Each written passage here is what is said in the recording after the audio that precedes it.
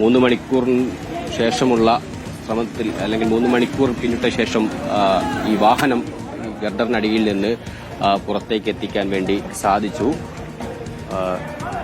വാഹനത്തിന്റെ അവസ്ഥ നമുക്ക് കണ്ടാൽ തന്നെ മനസ്സിലാക്കാവുന്നതേ ഉള്ളൂ. അത്രത്തോളം ആഘാതത്തിലാണ് ഗർഡർ. പക്ഷേ നിലവിൽ ഇപ്പോൾ ആംബുലൻസ് മൃതദേഹവുമായി ഇവിടെ നിന്ന് പോയിട്ടുണ്ട്. എറണാകുളം ഭാഗത്തേക്കാണ് വാഹനം പോയിട്ടുള്ളത്. ഈ വാഹനം നൽകിക്കൊണ്ടിരിക്കുന്നത് മുബഷീർ കൂടി അവിടെ നിന്നും തുടരുകയാണ്. മുബഷീർ, ഈ അപകടം, അതിലൊരു ജീവൻ എടുത്തിരിക്കുന്നു, ആ മൃതദേഹം പുറത്തെടുത്തിരിക്കുന്നു. വലിയ ദാരുണമായൊരു വാർത്തയാണ് ഇന്ന് പുലർച്ചെ സംഭവിച്ച ഒരു അപകടത്തിൽ രാവിലെ തന്നെ പ്രേക്ഷകർ കേട്ടുകൊണ്ടിരിക്കുന്നത്. ഇതിൽ വീഴ്ച സംഭവിച്ചത് എവിടെയാണ് എന്നുള്ള ചോദ്യങ്ങളൊക്കെയുണ്ട്. അതിനൊക്കെ വരും മണിക്കൂറിൽ വ്യക്തത വരികയും പരിശോധനകൾ നടത്തുകയും ഒക്കെ വേണം. പ്രത്യേകിച്ച് അവിടെ പോലീസ് ഉണ്ടായിരുന്നു ഈ സമയത്ത് എന്നുള്ളതൊക്കെ വലിയ ചോദ്യം തന്നെയാണ്. ഇപ്പോൾ ഈ ഗതാഗത നിയന്ത്രണം അത് അവിടെ തന്നെ ഉണ്ടല്ലോ അല്ലെ? അതായത് ആലപ്പുഴയിൽ നിന്ന് എറണാകുളത്തേക്ക് വരുന്ന വാഹനങ്ങൾ മറ്റൊരു വഴി തിരിച്ചുവിടുകയാണല്ലോ അല്ലെ? തീർച്ചയായും ഗതാഗതമൊക്കെ തന്നെ മറ്റു മേഖലയിലൂടെ ഇപ്പോൾ സജ്ജമാക്കിയിരിക്കുന്നു. വാഹനങ്ങളൊക്കെ തന്നെ മറ്റു മേഖലകളിലൂടെയാണ് കടത്തി വിട്ടുകൊണ്ടിരിക്കുന്നത്. എന്തായാലും ഏറ്റവും വിഷമിപ്പിക്കുന്ന ഒരു കാര്യം ഈ വാഹനത്തിലുണ്ടായിരുന്ന ഡ്രൈവറായിട്ടുള്ള ഹരിപ്പാട് സ്വദേശിയുടെ മൃതദേഹം പുറത്തെടുത്തു എന്നുള്ളതാണ്. ഈ വാഹനം അത്രത്തോളം ഭയപ്പെടുന്ന കാഴ്ചയാണ് റോഷി നമുക്ക് ദൃശ്യങ്ങളിൽ കാണാൻ സാധിക്കും. പൂർണ്ണമായി തകർന്നിരിക്കുന്നു.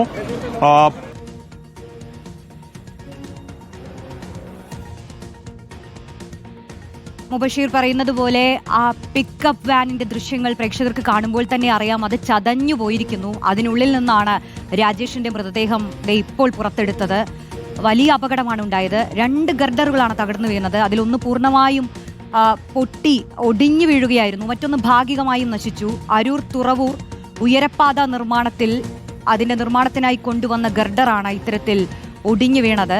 അത് താഴെക്കൂടെ പോയ ഒരു പിക്കപ്പ് വാനിന്റെ മുകളിലേക്ക് വീണാണ് ഒരു മരണം സംഭവിച്ചത്. സമാനമായൊരു അപകടം ഇതിനു മുൻപും സംഭവിച്ചിട്ടുണ്ട്. അന്ന് വലിയ അപകടം ഒഴിവാവുകയായിരുന്നു.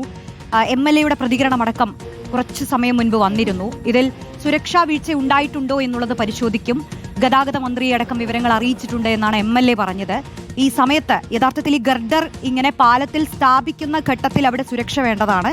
ആ സമയത്ത് താഴെ കൂടെ വാഹനങ്ങൾ കടത്തി ഇരിക്കേണ്ടതാണ്. അപ്പോൾ എന്താണ് ഈ വീഴ്ച സംഭവിച്ച് ഉണ്ടായത് എന്നുള്ള വിവരങ്ങളൊക്കെ പുറത്തു വരേണ്ടതുണ്ട്. ഇപ്പോൾ നമുക്കറിയാം, ആ അപകടത്തിൽ ഒരു മൃതദേഹം പുറത്തെടുത്ത സമയമാണ് ഇത്. ഒരു 2:30 സംഭവിച്ച അപകടം. ഒരു 3 മണിക്കൊക്കെ ഫയർഫോഴ്സിന് കോൾ എത്തി എന്നാണ് പ്രതികരണങ്ങളിൽ നിന്ന് നമുക്ക് മനസ്സിലായത്. തുടരുന്നുണ്ട്. മുബഷീർ, 3 മണിക്കൂർ എടുത്തു ഈ അപകടം നടന്ന് ആ മൃതദേഹം പുറത്തെടുക്കാൻ. ആ മൃതദേഹം പുറത്തെടുക്കുന്ന പോലും ആ വാഹനം പുറത്തെത്തിച്ചും പിന്നീടും ശ്രമകരമായിട്ടാണ് അത് പുറത്തെടുക്കാൻ സാധിച്ചത്. 2 ഭാഗത്തു നിന്നും അതിനുവേണ്ടിയുള്ള ആ വാഹനത്തിന്റെ 2 വശത്തു നിന്നും ആളുകൾ അതിനുവേണ്ടിയുള്ള ശ്രമങ്ങളൊക്കെ നടത്തുന്നത് നമ്മൾ കണ്ടു. പക്ഷേ പുറത്തെടുത്ത് ഇപ്പോൾ ആശുപത്രിയിലേക്ക് കൊണ്ടുപോവുകയും ചെയ്തിട്ടുണ്ട്.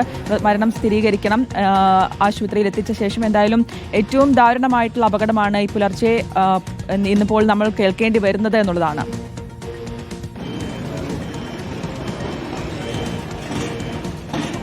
തീർച്ചയായും ഏറ്റവും ദാരുണമായിട്ടുള്ള, ഏറ്റവും പേടിപ്പെടുത്തുന്ന അപകടം എന്ന് തന്നെ പറയേണ്ടി വരും. വാഹനം കടന്നു പോകുന്ന സമയത്ത് ഇതിന്റെ ഗാർഡർ താഴെ കടർന്നു വീണിരിക്കുന്നു. ഇപ്പോൾ ലഭിക്കുന്ന ഏറ്റവും പുതിയ വിവരം പ്രകാരം MLA-യുടെ ഇവിടെയുള്ള നിർമ്മാണ തൊഴിലാളികളൊക്കെ തന്നെ പറഞ്ഞത് ഈ ഗാർഡർ താഴേക്ക് സ്ലിപ്പായി വീണു പോയതാണ് എന്നുള്ളതാണ്. അത് കേവലം കൃത്യമായിട്ടുള്ളൊരു വീഴ്ചക്കാര്യത്തിൽ സംഭവിച്ചിട്ടുണ്ടെന്ന് അടിവരയിടുന്നൊരു വിവരമായി തന്നെ നമുക്ക് മനസ്സിലാക്കാൻ സാധിക്കും. വിശേഷം ഈ ഗാർഡറുകൾ പോലെയുള്ള ഭാരമേറിയ വസ്തുക്കളിലേക്ക് കയറ്റുന്ന സമയത്ത് സ്വാഭാവികമായിട്ട് പോലീസിന്റെ സുരക്ഷ ഉണ്ടാകണം. വാഹനങ്ങൾ കടത്തിവിടാതെ ഉറപ്പുവരുത്താൻ പോലീസ് ഇവിടെ ഉണ്ടാകണമെന്നുള്ള ആവശ്യം വളരെ കൃത്യമായിട്ട് നാട്ടുകാരും ഇവിടെയുള്ള ജനപ്രതിനിധികളൊക്കെ തന്നെ ആവശ്യപ്പെട്ടായിരുന്നു. പക്ഷേ അതുണ്ടായില്ല എന്ന് വേണം മനസ്സിലാക്കാൻ. ഈ അപകടത്തിലൂടെ ഗാർഡർ മുകളിലേക്ക് ഉയർത്തിയ സമയത്ത് വാഹനങ്ങൾ ഒരു ഭാഗത്തുകൂടി കടത്തിവിട്ടു. അപ്പോൾ എവിടെയാണ് വീഴ്ച സംഭവിച്ചതെന്നുള്ള കാര്യത്തിലൊക്കെ തന്നെ ഒരു അന്വേഷണം ആവശ്യമാണ്. എന്തായാലും ഇപ്പോൾ അപകടത്തിൽ പൂർണ്ണമായിട്ടും തകർന്ന ഹരിപ്പാട് സ്വദേശിയുടെ ഒരു വാഹനം ഈ ഒരു മേഖലയിൽ നിന്നും കൊണ്ടുപോകുന്ന കാഴ്ചയാണ് റോഷി നമ്മളിപ്പോൾ കണ്ടുകൊണ്ടിരിക്കുന്നത്. പക്ഷേ കൂടുതൽ ആളുകൾ, യാത്രക്കാരൊക്കെ തന്നെ ഉണ്ടായിരുന്ന ഒരു വാഹനമായിരുന്നെങ്കിൽ വലിയൊരു അപകടമായി ഇത് മാറിയെന്ന കാര്യത്തിൽ തർക്കമില്ല. വിശേഷം നാട്ടുകാർ പരാതി ഉന്നയിച്ച, അപകട മേഖലയായി നാട്ടുകാർ ചൂണ്ടിക്കാണിച്ച ഒരിടത്തുകൂടിയാണ് ഈ ഒരു സംഭവം ഉണ്ടായിരിക്കുന്നത് എന്നുള്ളതാണ് ഏറ്റവും പ്രധാനപ്പെട്ട കാര്യം. ആ ഒരു വാഹനത്തിന്റെ ടയറൊക്കെ തന്നെ ആ ദൃശ്യങ്ങൾ നമുക്ക് കാണാൻ സാധിക്കും, ചതഞ്ഞു പോയിട്ടുണ്ട്. അത്രയധികം താഴ്ഭാഗത്തേക്ക് തടർന്നു വീണത് കൊണ്ട് തന്നെയാകാം ആ രീതിയിൽ തന്നെ തകർന്നത് എന്ന് വേണം മനസ്സിലാക്കാൻ. എന്തായാലും വാഹനത്തിലുണ്ടായിരുന്ന വ്യക്തിയെ ഇപ്പോൾ പുറത്തെടുത്തിരിക്കുന്നു, ആശുപത്രിയിലേക്ക് കൊണ്ടുപോയിട്ടുണ്ട്. ഈ വാഹനത്തിന്റെ ഉടമയുടെ പ്രതികരണവും അല്പസമയത്തിൽ തന്നെ നമുക്ക് പ്രതീക്ഷിക്കാം. എന്താണ് സംഭവിച്ചതെന്നുള്ള കാര്യത്തിൽ സ്വാഭാവികമായിട്ടൊരു വ്യക്തത കൈവരുമെന്നുള്ളതാണ്. എന്തായാലും നേരത്തെ പറഞ്ഞതുപോലെ തന്നെ ഈ ഗാർഡറുകൾ ഉയർത്തുന്ന ഘട്ടത്തിൽ അപകടമുണ്ടാകാനുള്ള സാധ്യത കണക്കിലെടുത്തുകൊണ്ട് ഇവിടെ കൂടുതൽ പോലീസുകാരുണ്ടാകണമെന്നുള്ള ആവശ്യം നാട്ടുകാർ ഉന്നയിച്ചതായിരുന്നു. അത് ഉറപ്പുവരുത്തിയോ എന്ന കാര്യങ്ങൾ ഉൾപ്പെടെയാണ് ഇപ്പോൾ ഇനി വ്യക്തത വരേണ്ടത്. അതുണ്ടായിരുന്നെങ്കിൽ ഒരുപക്ഷെ ഇതുപോലെ യാത്രക്കാർ സഞ്ചരിച്ച വാഹനങ്ങൾ ഈ ഒരു മേഖലയിലൂടെ കടന്നു പോകുമായിരുന്നില്ല. ആ വാഹനങ്ങൾ കടന്ന് മറ്റു മേഖലകളിലൂടെ വഴിതിരിച്ചുവിട്ടനെ. അപ്പോൾ എവിടെയാണ് പാളിച്ച സംഭവിച്ചത് എന്നുള്ളതാണ് ഇനി അറിയേണ്ടത്. വിശേഷം ഇത് നേരത്തെ തന്നെ പലതരത്തിലുള്ള അപകടങ്ങളുണ്ടായൊരു പാതയാണ്, മേഖലയാണ്. നേരത്തെ സമാനമായ രീതിയിൽ യാത്രക്കാർ സഞ്ചരിക്കുന്ന വാഹനങ്ങൾ കടന്നു പോകുന്ന സമയത്ത് ഇതിന് മുകളിൽ നിന്നും പലതരത്തിലുള്ള വസ്തുക്കൾ താഴേക്ക് വീഴുന്ന ഒരു സാഹചര്യം ഉൾപ്പെടെയുണ്ടായിരുന്നു. അതുൾപ്പെടെ കണക്കിലെടുത്തുകൊണ്ട് എന്തുകൊണ്ട് അവർ അതിനുവേണ്ട നടപടി സ്വീകരിച്ചില്ല എന്നുള്ളതാണ് ഇനി ഉറപ്പുവരുത്തേണ്ടത്. എന്തായാലും ഏറ്റവും ദൗർഭാഗ്യകരമായിട്ടുള്ള കാര്യം വാഹനത്തിലുണ്ടായിരുന്ന ഹരിപ്പാട് സ്വദേശിയായിട്ടുള്ള വ്യക്തി മരിച്ചു എന്നുള്ളതാണ്.